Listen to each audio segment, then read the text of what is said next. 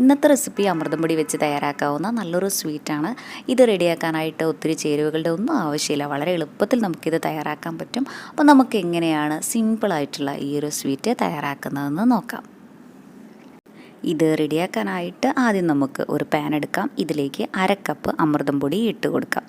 ഇനി ഇത് നല്ലപോലെ ഒന്ന് റോസ്റ്റ് ചെയ്തിട്ട് എടുക്കണം. ലോ ടു മീഡിയം ഫ്ലെയിമിൽ വെച്ച് 5 മിനിറ്റ് നേരം കണ്ടിന്യൂസ് ആയിട്ട് ഇതൊന്ന് ഇളക്കി കൊടുക്കാം. അപ്പോഴേക്കും ഈ അമൃതം പൊടിയുടെ കളറൊക്കെ ചെറുതായിട്ടൊന്ന് മാറി വരും. ഇതിവിടെ ആയിട്ടുണ്ട്. ഇത്രയും മതിയാകും.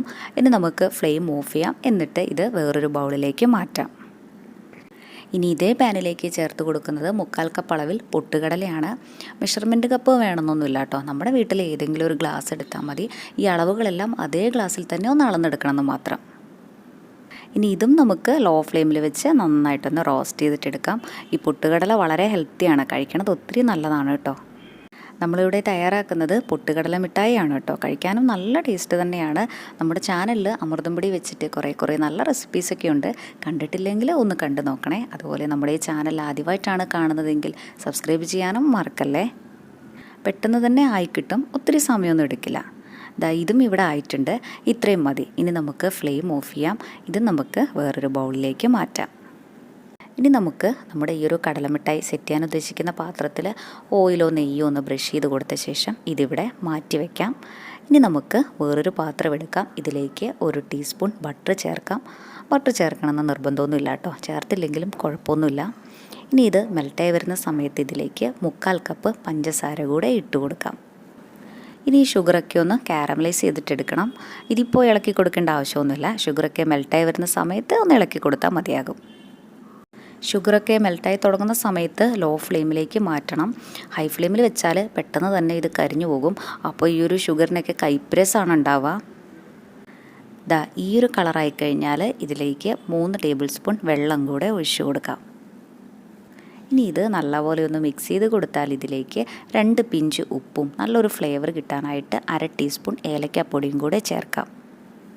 നല്ലപോലെ യോജിപ്പിച്ചെടുത്ത് കഴിഞ്ഞാൽ നമ്മൾ നേരത്തെ റോസ്റ്റ് ചെയ്ത് മാറ്റി വെച്ചിട്ടുള്ള അമൃതം പൊടിയും പൊട്ടുകടലയും ഇല്ലേ, അതുകൂടെ ഇതിലേക്ക് ചേർക്കാം. എന്നിട്ട് നല്ലപോലെ ഒന്ന് മിക്സ് ചെയ്ത് കൊടുക്കാം. ഈ സമയം നമുക്ക് വേണമെങ്കിൽ ഇതിലേക്ക് നെയ്യും ചേർക്കാം. നെയ്യും കൂടെ ചേർത്ത് കഴിഞ്ഞാൽ നല്ല ടേസ്റ്റ് തന്നെ ഉണ്ടാവും കേട്ടോ. നന്നായി മിക്സ് ചെയ്തെടുത്ത് കഴിഞ്ഞാൽ ഫ്ലെയിം ഓഫ് ചെയ്യാം. ഇനി ഇത് ചൂടോടെ തന്നെ നമ്മൾ നേരത്തെ നെയ്യൊക്കെ ബ്രഷ് ചെയ്ത് മാറ്റി വെച്ചിട്ടുള്ള ആ ഒരു പാത്രമില്ലേ, ഇതിലേക്ക് ഇട്ട് കൊടുക്കാം. ഇനി ഒരു സ്പൂണിൻ്റെ ബാക്കിൽ കുറച്ച് നെയ്യൊന്ന് തൂത്ത് കൊടുത്ത ശേഷം നമുക്കിത് ലെവൽ ചെയ്തിട്ടെടുക്കാം. ഇതൊക്കെ ചൂടോടെ തന്നെ ചെയ്യണം കേട്ടോ. തണുത്ത് കഴിഞ്ഞാൽ ഇത് സെറ്റായിപ്പോവും. നമുക്കിതിങ്ങനെയൊന്നും ചെയ്യാനായിട്ട് പറ്റില്ല.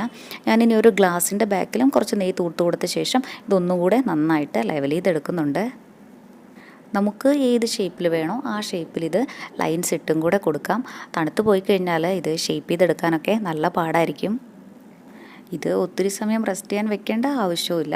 5 മിനിറ്റൊക്കെ മതിയാകും. അപ്പോഴേക്കും നമുക്കിത് റെഡിയായി കിട്ടും. ഇതിവിടെ ആയിട്ടുണ്ട്.